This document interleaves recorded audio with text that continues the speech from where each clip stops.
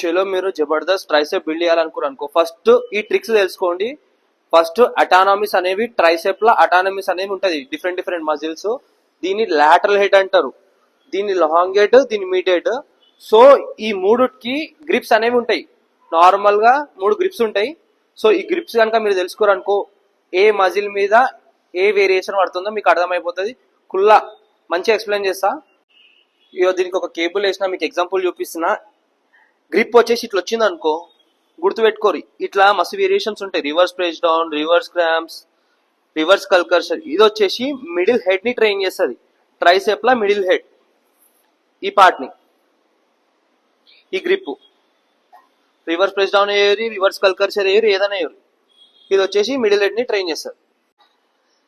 Second grip, ఖాళీ wire వేసిన, wire కి ఇట్లా పట్టుకున్నా, ప్రెస్ చేసిన, దీని వచ్చేసి న్యూట్రల్ గ్రిప్ అంటారు.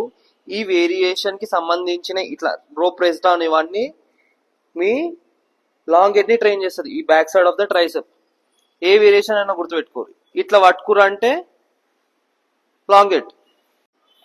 ఇగో ఇట్లా పట్టుకున్నా, సేమ్ కేబుల్ కి వేసి, ల్యాంప్ వేసి ఇట్లా పట్టుకున్నా, దీన్ని ప్రొనేటెడ్ గ్రిప్ అంటారు. ఇది వచ్చేసి లాటరల్ హెడ్ పైన పడుతుంది. సో మీకు ఈ 3 గ్రిప్పులు అర్థమైపోయినాయి కదా ఈ వీడియోలో. సో ఇట్లానే మస్తు వీడియోలు వస్తాయి, ఎంతో అంత నాలెడ్జ్ మీకు వస్తుంటుంది. మన ఛానల్ని ఫాలో అయిపోరి. అట్లనే వీడియో కనుక నచ్చితే 100% మీకు నచ్చి ఉంటుంది. లైక్ చేయరు.